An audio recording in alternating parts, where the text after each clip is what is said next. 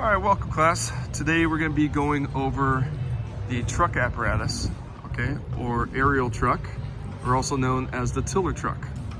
Okay, today we're going to be talking about truck 68 here at station number 8. Truck 68 is a 2014 Pierce Aero Custom. It is built as a tiller's truck, so it's not a straight chassis. It has two portions. This front portion, which is in the film, with the front tires and the dualies, is called the tractor. The back end that pulls would be the trailer. Similar to a semi-truck operation, but in the back of this, we have a tiller driver that actually manipulates and uses the back wheels to drive the vehicle around. This truck has a 100-foot heavy-duty hydraulic ladder that rests on top of the truck. It's actually 95 feet long, but the manufacturer calls it 100, but the 5 feet we get is from the bottom of this tire to the top of the pedestal. So they count that as 5 feet of the 100 total for the ladder length. It has a 500-pound tip, so it's rated for 500 pounds at the tip of the ladder. And this truck weighs a little more than 76,000 pounds. Okay, it's 59 feet long, 10 inches. It's 10 feet, 4 inches wide, okay? And what the truck companies do compared to an engine, the difference, first thing you'll notice, the difference is this thing is longer than the engine company. That's the one big difference, okay?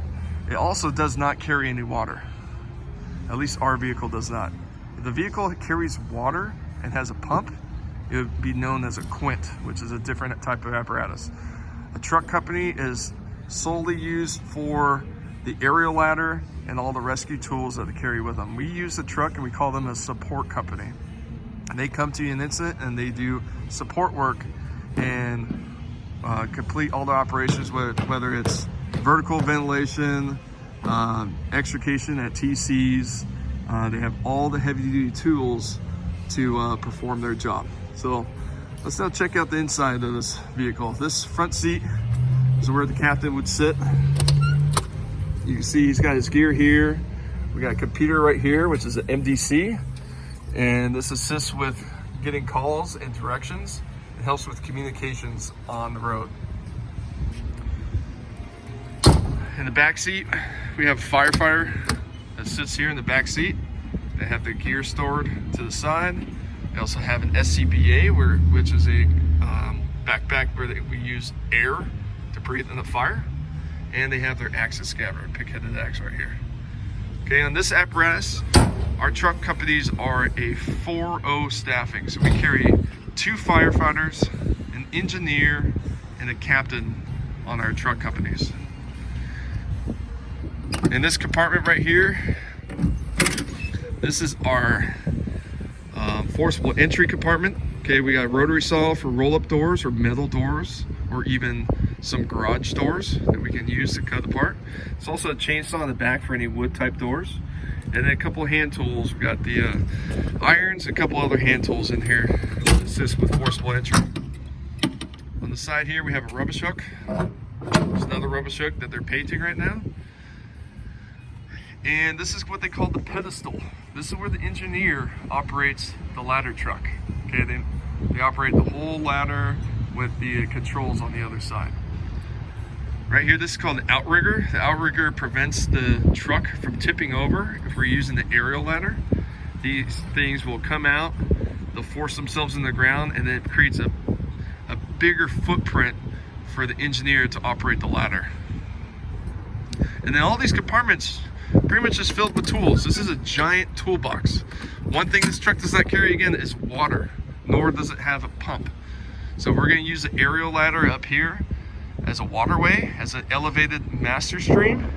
We're going to put our own nozzle on the tip and pump to it with an engine with hose laying on top of the truck. This makes the truck a lot lighter and easier to maneuver through the city without having a huge water tank and all the mechanisms for a pump. Okay, right here, this is our compartment, just a bunch of hand tools. Okay, we got a lifeguard bag right here because we are the ocean rescue team for our city. In this next compartment, we have our electrical stuff. So we have extension cords, we have a small ladder, and then we have a bunch of lighting to light up the scenes. So again, the truck company is a support unit. They come and support the operations. So they would come inside of a scene and light it up for the companies that are already working there. This compartment you can see on the bottom, this is the EMS compartment. You got the monitor on the right, EMS bag, and on this is the Lucas. The Lucas is a machine that operates on CPR calls and does chest compressions with the machine. We also see the Stokes basket for rope rescues, okay? Down here, we have a couple coolers. Coolers we use, we just got done with a structure fire today, and they hand out a bunch of coolers and waters and Gatorades for the crews that are on scene to get them rehydrated and back into the fight to continue working at structure fire. We have our RIC compartment. The RIC compartment is Rapid Intervention Crew. It's a crew that takes care of the firefighters that are on the scene in case the firefighter goes down. Got lots of replacement air bottles that we use on the fire scene, and the RIC equipment over here on the right. On the side of this truck, not only do we have an aerial ladder that's used with hydraulics, we also have ground ladders. This is a 35-foot ground ladder that's on the side of the rig. Okay. This is a blower, okay, or fan. We use the fan to remove smoke or any odors inside of a residence or a building.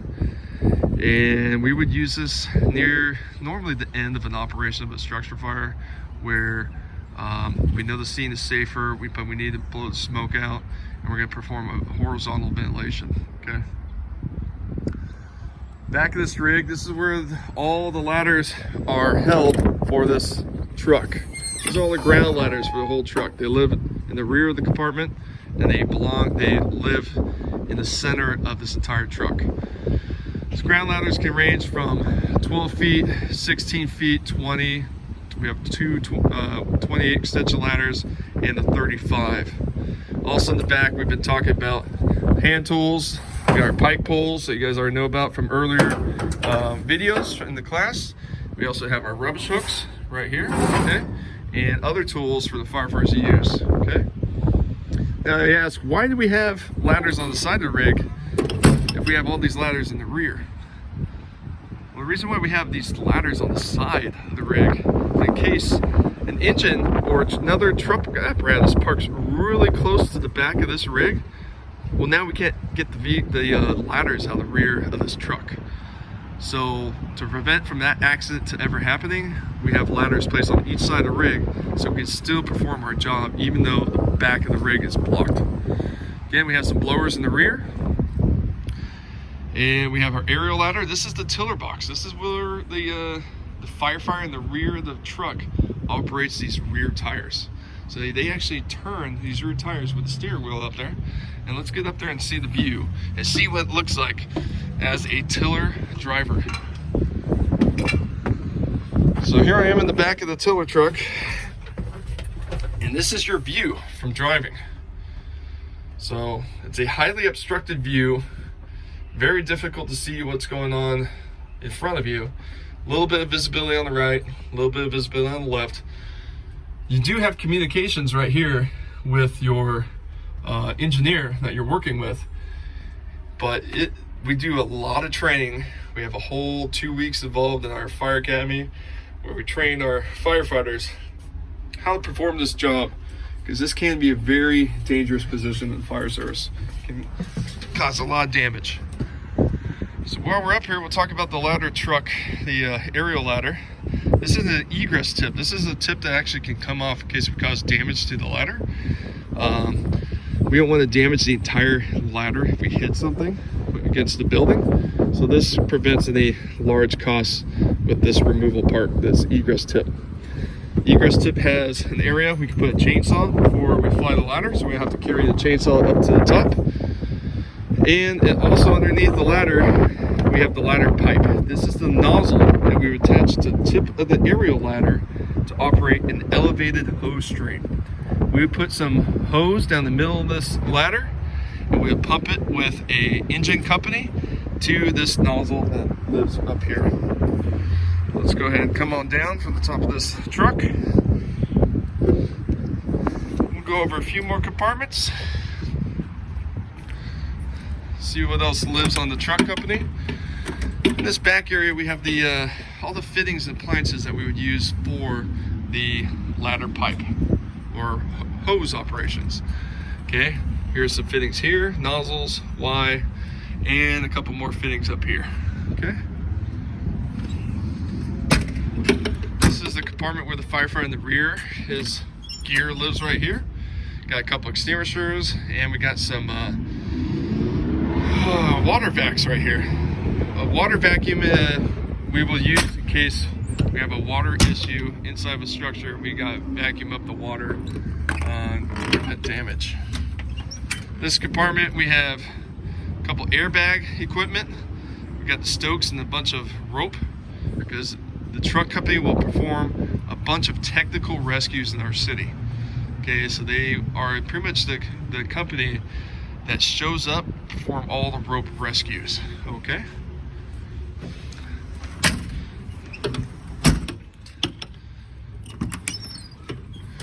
In this compartment, we have our hydraulic compartment. Okay, and some absorbent. The hydraulic compartment, this is the compartment where all of our tools, stand by.